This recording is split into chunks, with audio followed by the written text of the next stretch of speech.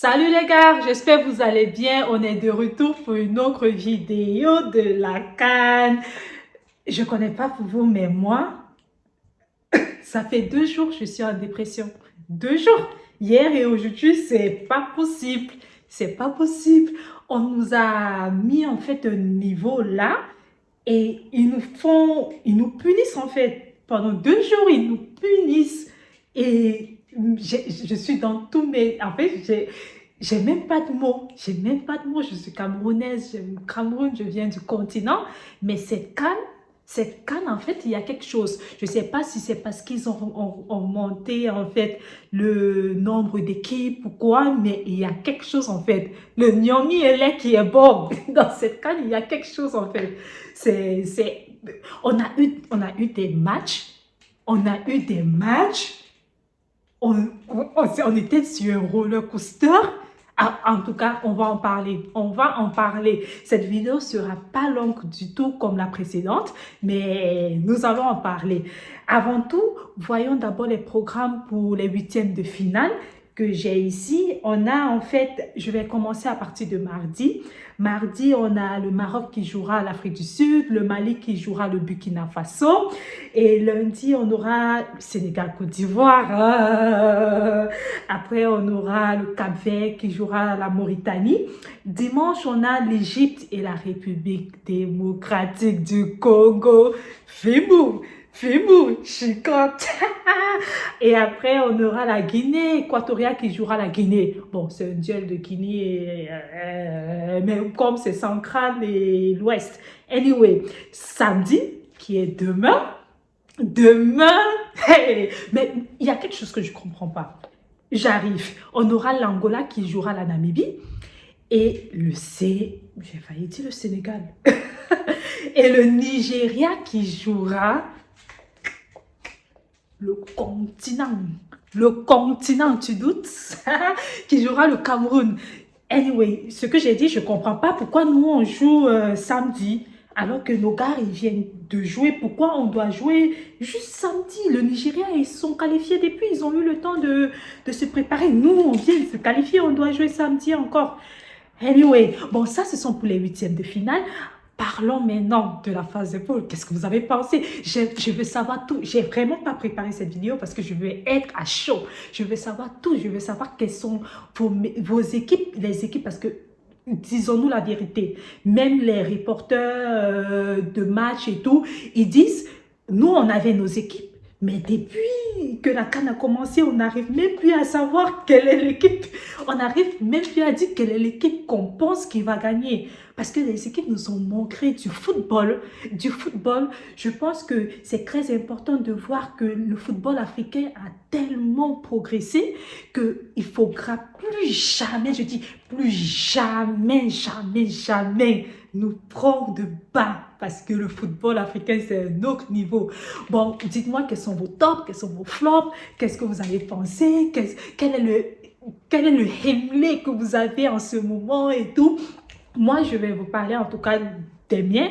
Les miens, en fait, je commence avec les tops ou les flops. Bon, je vais commencer avec les flops. Les flops, bon, d'autres personnes en commentaire, j'imagine, s'il y a des Algériens, ils vont dire l'Algérie, bon, parce qu'ils supportent l'Algérie et tout et tout. Moi, c'est pas un flop parce que, bon, je supporte pas l'Algérie, donc vraiment, c'est un peu comme si ça m'a fait ni chaud ni froid en fait. Mais anyway, mes flops en fait c'était la Côte d'Ivoire. C'est vrai que la Côte d'Ivoire, parce que vraiment le 4-0, j'ai pas compris. C'est pas comme si je les supportais tellement que ça. Bon, moi je voulais qu'ils perdent. Mais 4-0 c'était énorme. Et vraiment j'ai supporté contre le Maroc parce que bon, le match du Maroc contre la Zambie. Parce que je voulais vraiment que la Côte d'Ivoire se qualifie. Et c'était vraiment pas possible qu'un pays hôte soit éliminé comme ça, c'était vraiment pas possible, pas possible. Donc vraiment, c'est mon flop parce que vraiment, je pense que tous ils savent qu'ils se sont qualifiés par la petite porte. La très petite porte. Mais anyway, après, il y a eu l'Égypte, c'est pas comme si je suis tellement fan, mais j'aime bien les titiller. Vous savez, ils ont 7 coupes, on a 5, je veux vraiment pas qu'ils augmentent. je veux pas qu'ils augmentent le palmarès, mais j'ai pas compris en fait les nuls. Et en fait, ils se sont qualifiés avec 3 points. 3 points, c'est énorme. Ils sont sortis deuxième de leur poule.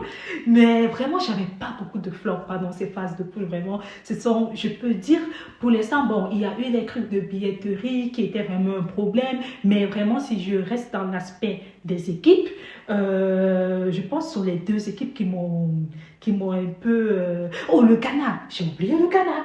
Le Ghana, qu'est-ce qui se passe avec le Ghana depuis? What's happening? Like Ghanaians, come on, tell me. What's wrong with your nation? You have very good players.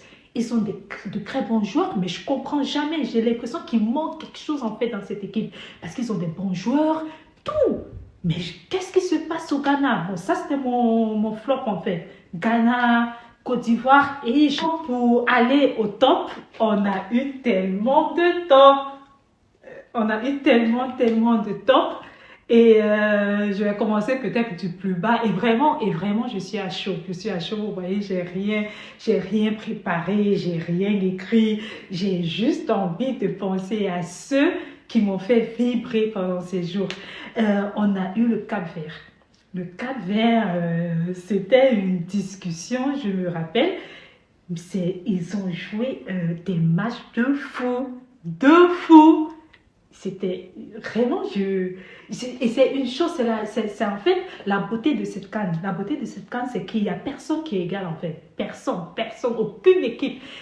Plus personne n'a peur de personne. On n'a plus peur de l'Égypte, on n'a plus peur du Cameroun, on n'a plus peur du Nigeria, on n'a peur de personne. Le Cap-Vert, ils ont fait un match de fou. Et si je ne me trompe pas, oui, ils sont sortis premiers de leur groupe. Vous pouvez la voir ici. Ils sont sortis les premiers en fait du groupe. C'est magnifique. Le deuxième, c'est la Guinée. Bon, pas le deuxième parce que je commence du plus bas. Le prochain, c'est la Guinée équatoriale. Ils m'ont fait partir, en fait, me renseigner. Et la Guinée équatoriale, en fait, ils sont en Afrique centrale, mais j'ai jamais été en Guinée équatoriale. Et là, je suis une Guinéenne équatorienne. Appelez-moi Lucrèce, je ne sais pas, Ramirez, ou je ne connais pas les noms qui se donnent là-bas, mais ils m'ont fait vibrer, j'ai aimé. Ils sont aussi sortis premiers de le groupe.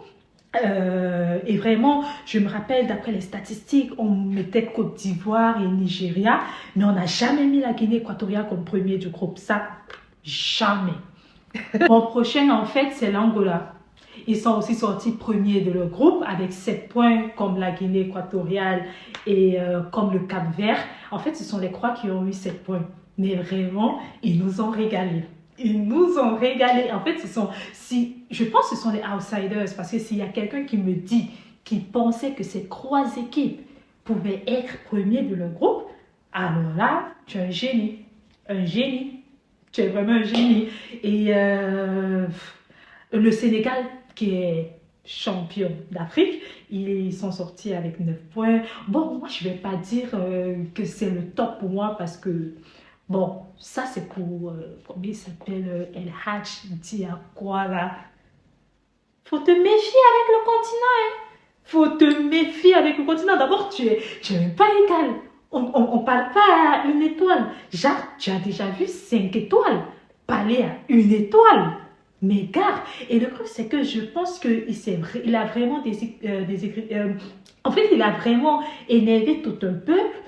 Je pense pas qu'il a mesuré ses propos. Bon, pour ceux qui ne savent pas, je ne vais pas entrer dans les détails. Vraiment, c'était minable. Surtout pour un peuple, je me rappelle, même quand il était au Cameroun, il y a tellement de gens qui parlaient de lui comme un grand footballeur et tout. Et il vient faire ça. Anyway, on n'est pas le même niveau, papa. On n'est pas le même niveau, tu vois. Le Garci, là, le président, on le respecte au pays, au continent, on le respecte. Donc toi, si tu penses intercontinent, quoi, faut te méfier avec le continent, hein. Non, on ne blague pas. On tape sec. Bon, comme je vous ai dit, le prochain top, c'est la Mauritanie et l'Afrique du Sud. Vraiment, ils nous ont ajaillés. Ils nous ont ajaillés. Vraiment, je suis tellement fière qu'ils se sont qualifiés parce que, au début, surtout pour l'Afrique du Sud, au début, c'était pas vraiment ça, mais après, vraiment, c'était un truc de fou. On a beaucoup aimé, en tout cas moi. Et le top des tops, c'est le Cameroun. Vraiment, les gars, ils nous ont mis ici. Genre, c'était un truc de fou. On a vraiment, on était en pleurs, on était en joie, après en pleurs, mais vraiment, on est bipolaire. On est bipolaire si je vous dis ce qui se passait dans les WhatsApp, pas dans le match de la Gambie, surtout quand on nous menait de 1. Ah, c'était un truc de fou. C'était, mais les gars, ils ont le Henley. Le Henley, c'est en fait un spirit, le mental. Le mental, en fait, je pense qu'un vrai Camerounais doit avoir ce mental. Ou n'importe où tu pars, tu dois avoir ce Henley. Et toi, tu te dis, je suis Camerounais, je suis Camerounaise, je peux le faire. Ça seulement, ça peut nous amener très loin, les gars. Très loin. On a le mental comme nos joueurs. Bon, il y a comme nos présidents aussi. Mais vraiment, on a un mental de fou. Et vraiment, les gars, vraiment, pour le Nigeria, on va les taper. On va les taper. Il n'y a rien à dire. Je m'en fiche qu'il y a Victor, qu'il y a Samuel, qu'il y a qui. So, guys, vraiment, merci d'être resté avec moi pour cette vidéo. N'oubliez pas de tout me dire en commentaire quelles sont les équipes que vous supportez, même si votre équipe n'est plus en compétition, dites-le moi, quelles sont les équipes que vous voyez vraiment gagner cette compétition, quels sont vos top 5, et surtout n'oubliez pas de rester avec moi sur mes différents channels, que ce soit Instagram, que ce soit Snapchat, que ce soit TikTok, je vous attends là-bas. TikTok, en fait, en ce moment, si tu n'as pas TikTok, tu n'as rien, en fait. Et aussi, n'oubliez pas de vous abonner à ma chaîne et de ticker la cloche de notification pour des prochaines vidéos. Je vais faire une vidéo après le 8e. Le 8e se termine mardi, donc je ferai une vidéo pour mercredi. On se voit et surtout, prenez soin de vous, que vous soyez en Côte d'Ivoire ou pas. C'est la CAN. On est en joie. Aquaba à vous tous et on se voit bientôt. Ciao!